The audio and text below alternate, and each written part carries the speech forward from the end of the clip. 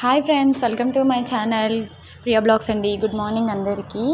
నేనైతే ఆరోగ్యానికి ఏది మంచిది కాదో దాన్నే ఎక్కువ ప్రిఫేర్ చేస్తానండి. అదేంటో నాకు అర్థం కాదు. అవి మాత్రమే నా నోటికి నా నాలుగుకి రుచినిస్తాయి.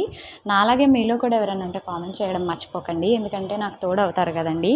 అయితే నేనైతే నా పెళ్ళైన తర్వాత ఇది 4th టైం నేనైతే మైసూర్ బజ్జీ వేయడానికి అయితే ట్రై చేసేస్తున్నాను. నేను ఫస్ట్ టైం వేసినప్పుడు అయితే అట్టర్ ఫ్లాప్ అయ్యాయి అనమాట. సెకండ్ టైం అయితే ఏదో పర్వాలేదులే అనేలా అనిపించింది. థర్డ్ టైం అయితే నాకు మాత్రం పర్ఫెక్ట్ అనిపించింది అనమాట.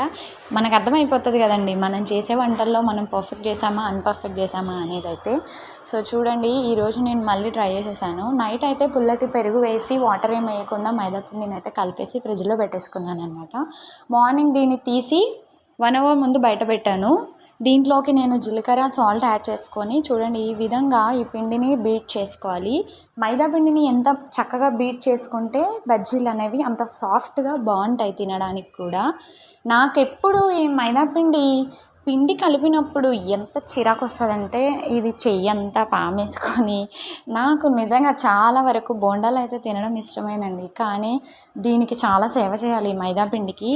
అంతా అయిపోయిన తర్వాత ఇంకా హ్యాండ్ వాష్ చేసుకున్నప్పుడు కూడా నాకు అనిపిస్తుంది, కడుపు ఏమో కావాలి అంటుంది, చెయ్యేమో ఎక్కువ కష్టపడద్దు అంటుంది అన్నట్లుగా ఉంటుంది అన్నమాట. సో చూడండి, ఈ విధంగా మొత్తం దీన్ని కలిపేసుకోవాలన్నమాట. నేను సోడా వేయకుండా న్యాచురల్గా ట్రై చేసేద్దాంలే అని చెప్పేసి సోడా వేయకుండా ఫస్ట్ టైం అయితే ట్రై చేశాను, కానీ అంత బాగా రాలేదు. సోడా కంపల్సరీ చిటికెడైనా వేయండి. అది వేయడం వలననే ఆయిల్లో వేసిన తర్వాత బోండాలు అనేవి చక్కగా ఉబ్బుతాయి అన్నమాట. వేయకపోతే ఎక్కడ వేసిన గొంగలు అక్కడలాగే, బోండాలు ఎక్కడ వేస్తామో అక్కడే ఉంటాయి అన్నమాట. బోండా మునిగే అంత ఆయిల్ అయితే కంపల్సరీ పడుతుంది, ఎందుకంటే మనం కొద్దిగా ఆయిల్ వేస్తే అంతగా బాగా రాదు. మంచిగా లోపల పిండి కూడా ఉడకాలి అంటే ఆయిల్ అయితే ఎక్కువ పడుతుంది. చూడండి, ఈ విధంగా అయితే చిన్నగా వేసుకుంటున్నాను. దీంట్లో మీరు పచ్చిమిర్చి ఇంకా మీకు నచ్చినవన్నీ వేసుకోవచ్చు, కొత్తిమీర, ఆనియన్స్. మా బాబు తింటాడు కాబట్టి నేనైతే ప్లేనే వేస్తున్నాను, జీలకర్ర ఒకటి వేసి. జీలకర్ర అనేది డైజెషన్కి మంచిది కాబట్టి. సో చూడండి, వీటిని నేను ఈ విధంగా వేసుకున్నాను. అదేంటోనండి, ఆడవాళ్ళు ఏది చేసినా సరే పర్ఫెక్ట్గా రావాలి అనుకుంటాం, కానీ అది రాదండి కొన్నిసార్లు. నేనేనో అనుకుంటాం అన్నీ జరిగాయి కదా. ఎందుకంటే నేను ఎప్పుడు వేసినా కూడా గారెలు వేసినప్పుడు కంపల్సరీ రౌండ్ షేప్లో రావాలి, మంచిగా ఉండాలి, హోల్ కరెక్ట్గా రావాలి అనేసి అనుకుంటాను. కొన్నిసార్లు ఫ్లాప్ అవుతుంది. బజ్జీలు వేసినప్పుడు కూడా రౌండ్గా రావాలనుకుంటాను, కానీ రావు.